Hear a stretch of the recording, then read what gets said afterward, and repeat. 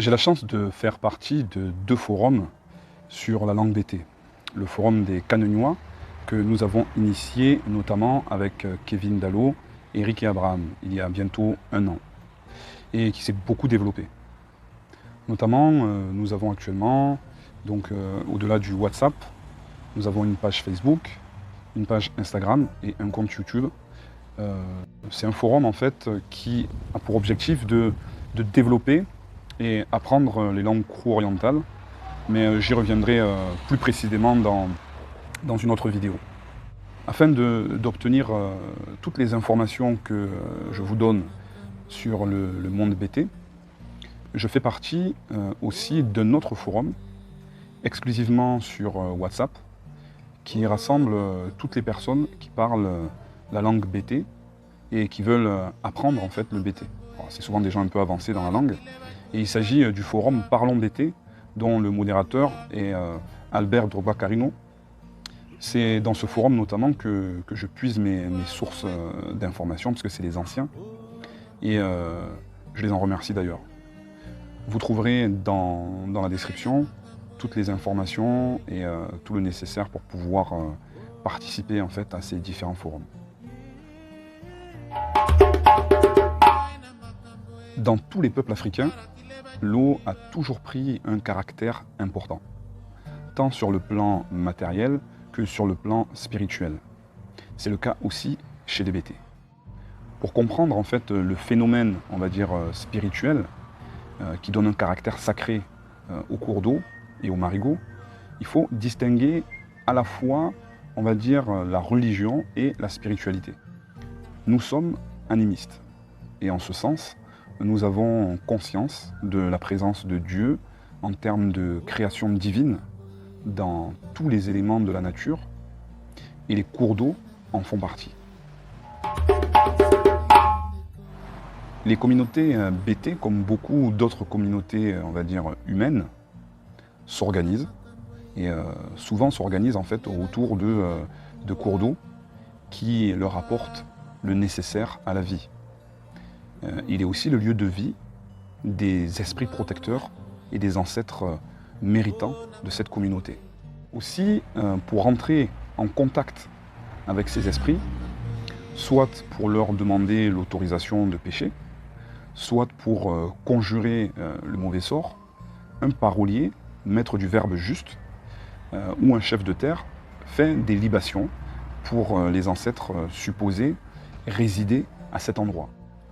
Dans le cas d'une cérémonie de réjouissance, un sacrifice, de préférence un poulet blanc, est réalisé. On peut aussi offrir du foufou ou du riz blanc avec de l'huile de palme ou, on va dire, de l'huile rouge. Par la suite, le peuple entonne des chansons de gestes ou des chants héroïques à la gloire de l'esprit protecteur ou des esprits protecteurs.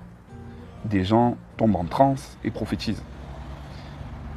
À la fin de cette procédure, tout le monde rentre au village en entonnant des chants d'allégresse. S'il s'agit d'une partie de pêche, quand les libations sont terminées, on attend un signe des génies protecteurs, qui peut accepter le sacrifice ou le refuser. Alors, le cours d'eau grossit spontanément quand c'est un refus, et il reste statique quand sa réaction est positive. Dans ce cas-là, la pêche peut commencer, et souvent, elle est abondante. Il arrive parfois que quelqu'un soit obligé de rentrer au cœur de l'endroit sacré. La personne désignée est accompagnée dans, on va dire, son évolution par les chants de la foule jusqu'à son retour. Il s'agira nécessairement d'une personne initiée pour l'acte qu'elle doit poser. Comme je l'ai expliqué précédemment, il y a plusieurs raisons pour demander les faveurs et la clémence de l'esprit ou des esprits protecteurs. Quand il s'agit de la pêche, l'objectif est de rechercher des denrées alimentaires, et notamment une pêche abondante. Mais quand il s'agit de conjurer le mauvais sort, c'est beaucoup plus lent et plus compliqué. En effet, cette cérémonie peut se faire pour avoir une bonne récolte, donc pour que la pluviométrie soit excellente, mais aussi cela peut être pour avoir beaucoup d'enfants et générer une sorte de baby-boom, voire obtenir la chance de réussite à l'école pour tous les enfants du village. De nos jours, on fait l'amer constat que toutes ces pratiques tendent à disparaître. C'est déplorable parce qu'on confond souvent la religion et la spiritualité. Le second s'inscrivant souvent dans l'espace du premier. On a tendance à croire que tout est satanique quand on n'invoque pas le Dieu Yahvé.